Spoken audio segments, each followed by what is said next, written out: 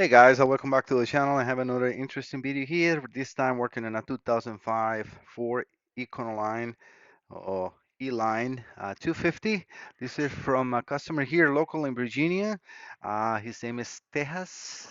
That's all I have. Let me see if I can get a little more on his information. Yeah, it's a Ford Econoline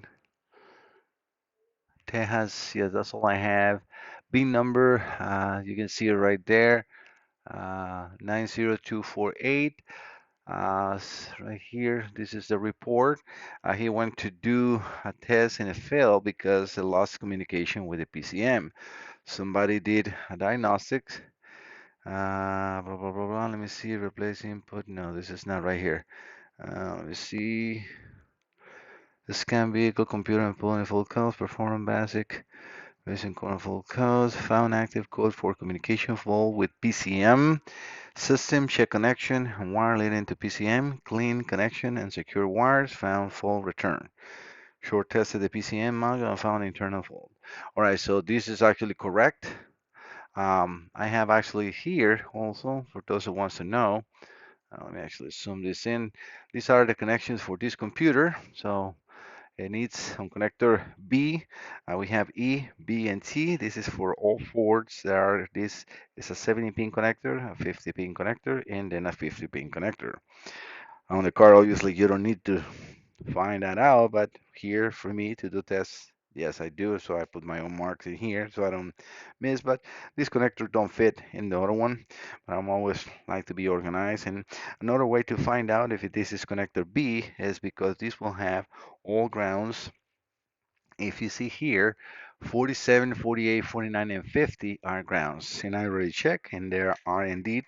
So 49, 47, sorry, so 40, so from 47 to 50, which in this case, let me get some light here. Maybe if I put them, yeah, the microscope, you can see that.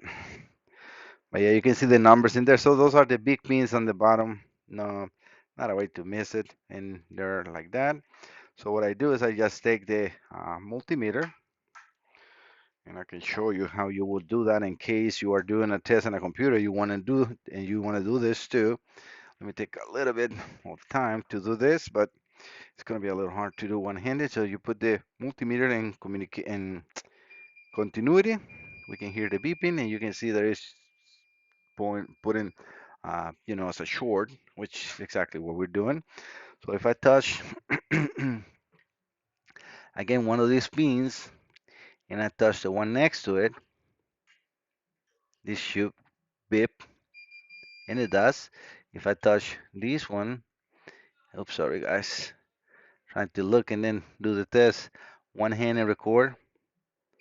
But so we can see the all beep and the all beep here. So if I try the same thing here, it doesn't. Why? Because they're not grounds. So all these four pins are grounds, and then I know for a fact that that's pin B, and I'm in the correct connector. Again, this is a specific connector for this, so I will not fit in another one, but that's it. All right, so again, going back to the test that I want to do, I want to, I had the oscilloscope, two channels connected to pins 6 and 14 on the OVD connector on my breakout box. I got the uh, power supply connected. I actually bought another power supply. This one can put up to 50 volts, I think it is. And it has an output on the back that can give me up to, I think it's 10 amps. Yeah, I think it says 10 amps in here. Well, 10 amps on the front and 40 amps on the back. This is a very, very good one. Expensive.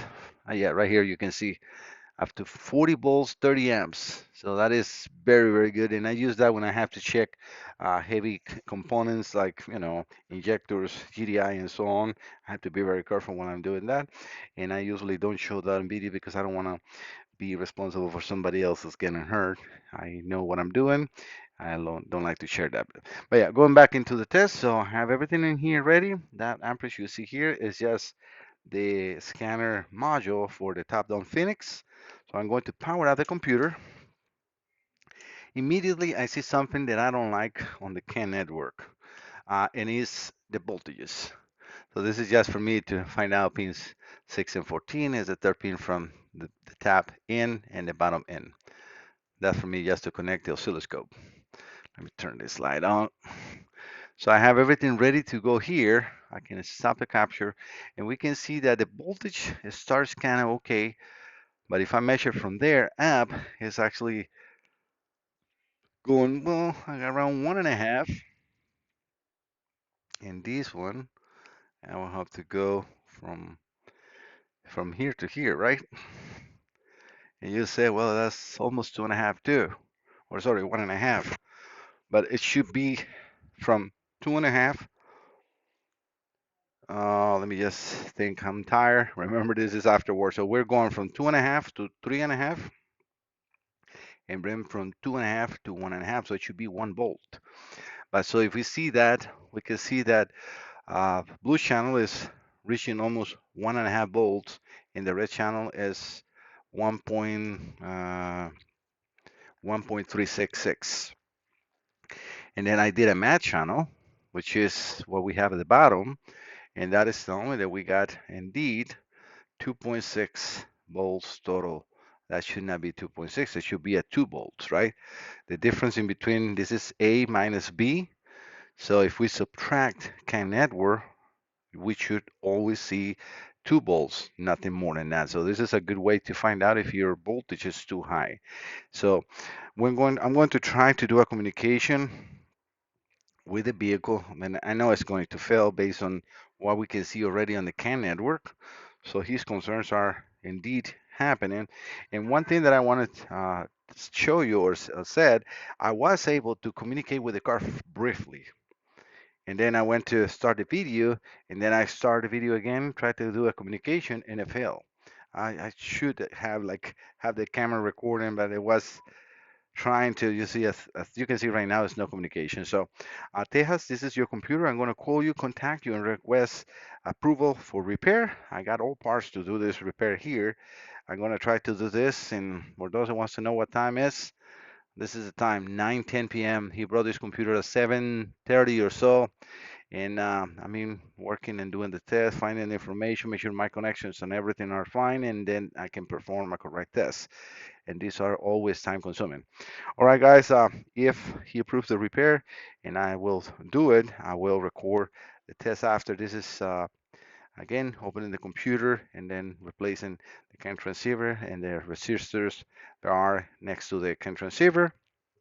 I have one computer that I can show you here. These are, again, another 4. Let me turn the lamp on in here. CAN transceivers on these computers are here. It's actually a second one which is not being used on this side. And then again, there is only one communication because let me just double check that because I know that this has TCM built into the same computer. I have those open in here. So we have transmission. I think I only put the one just to make sure that there is not communication in between. Well, actually, I can do that if I go over to Identifix, which I still have open. Yep. So this is connector T. So trying to see if it's any other CAN network, which I doubt it.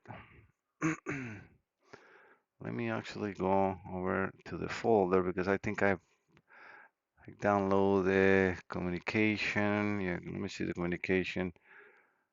It says powertrain has only 11 and 23, which is power control module, instrument cluster, and ABS. So this is a very basic system. So yeah, there is no other connection between the PCM, which is a powertrain control module, because the transmission is built in the same module, and then pin 14 is for programming. But yeah, so there is only one transceiver necessary for. I don't know why I put another transceiver in here, but yeah, these are the transceiver, and then the resistors that are here would need to be replaced, and another one's in the pad. But again, those are just easy. It's about just removing the cover and replacing that. And let me do the recheck, but I have to reach out to him and see what he wants to do. So Hopefully this is not the end, and now I don't have to do and then, and I can continue the video. Otherwise, thank you so much for subscribing and visiting the channel.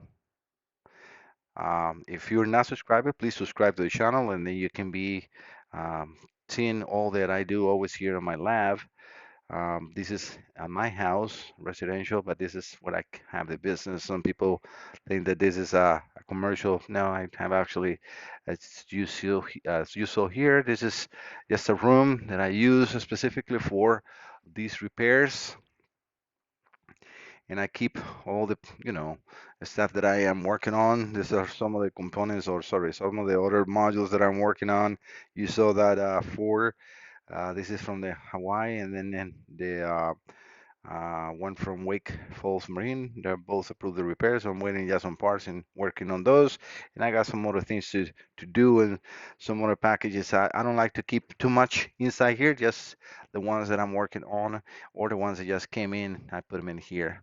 But again, guys, so thank you so much for visiting the channel and don't forget to subscribe. If he approves the repair, I will just keep going with the video. This is so far only 11 minutes, which for mine, videos are short. So hopefully I'll be just right back.